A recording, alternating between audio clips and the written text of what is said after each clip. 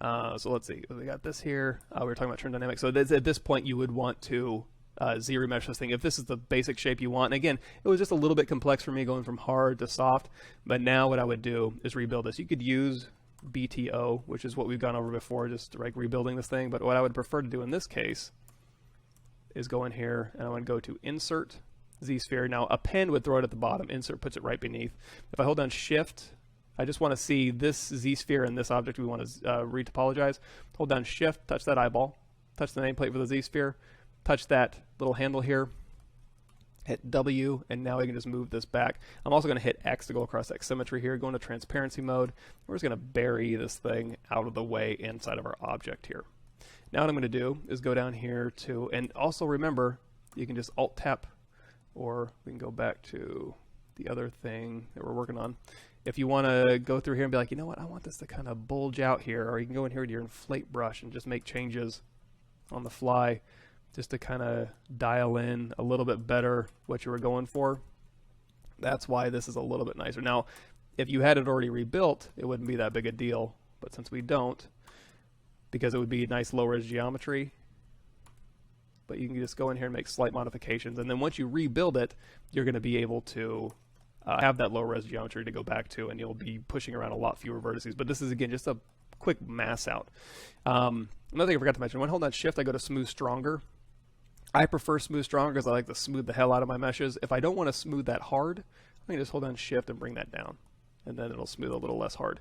Where you get that is if you hit the comma key, brush, and close this here.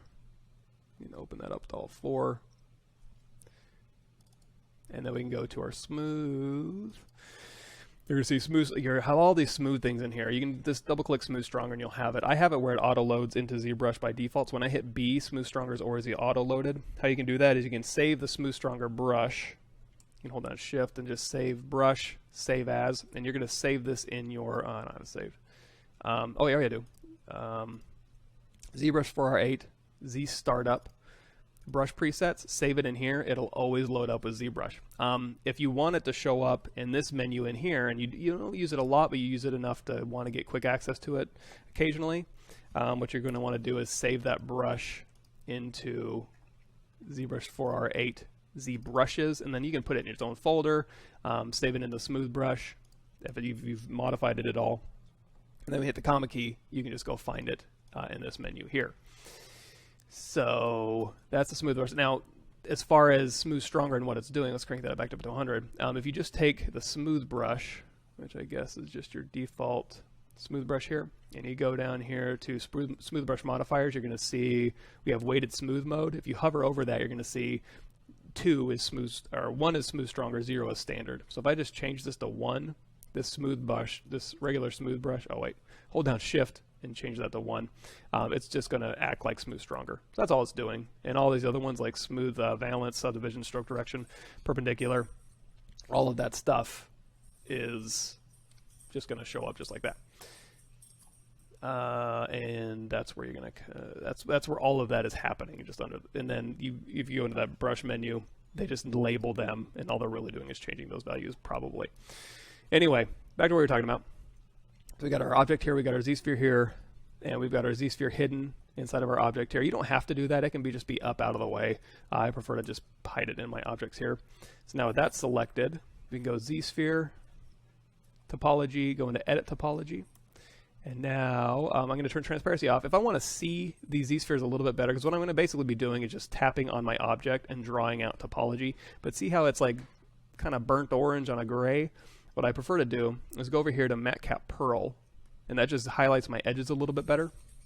And then I drop this down to a darker shade of gray here.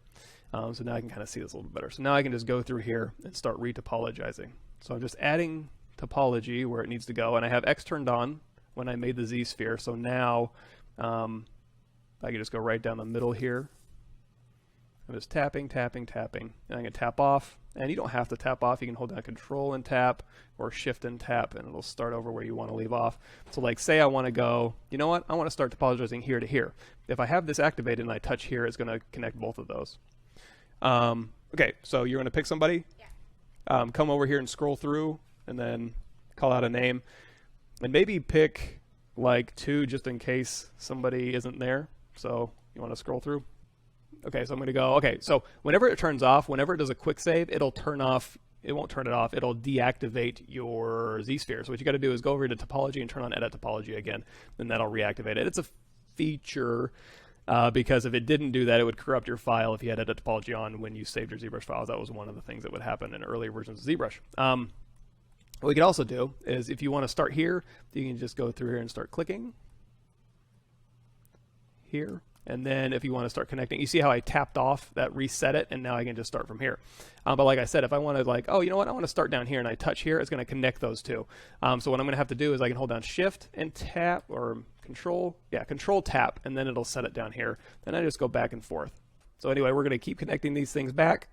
Now the cool thing about this is when I'm done, and let's say, you know, I have this whole thing done. If I hit A, that's going to give me my adaptive skin. If I go over here to my adaptive skin, in ZBrush 4R8, if I go into solo mode here, you're going to see, let's go back to matcap gray and white.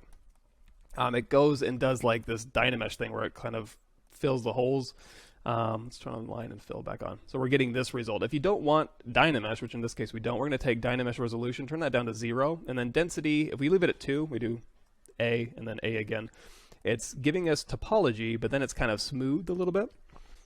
Anyway, so we're going to go down here. We're going to take density to 1, turn off preview, turn it back on, or you can hit A, toggle that back on and off, and you can do that. Yes, and also you don't necessarily, like BLXO says, if you have spaces in here, it will connect sometimes n-gons together to give you nice topology.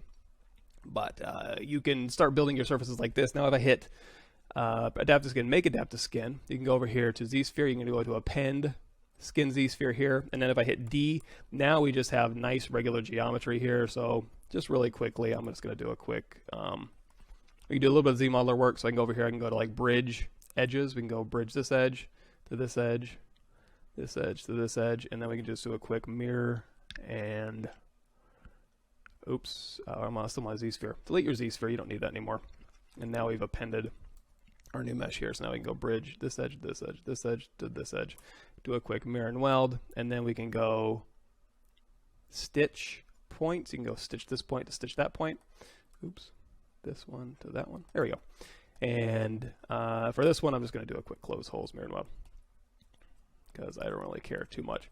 And then we'll just do a quick control, drag that out. So we've got a shape here, and then we can hit D to go into dynamic, and then you can just use Z-modeler increasing to go through and, like say, crease, edge. And now as we're creasing these edges, these are going to be pretty harsh creases, but what we can do is, again, go in here to D, and that'll keep these ones creased here, and you can also be in preview mode while you're creasing.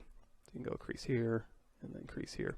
So while you're creasing those things, and it's like, well, it's too sharp, you can just go in here to your geometry, dynamic, smooth subdiv up to 4, and then crease level down to 2, and then shift D and D, and then that'll go ahead and give you like a nice soft fall off that goes perfectly down here. And again, this is really low res geometry, so you can go in here with move and just move these things around.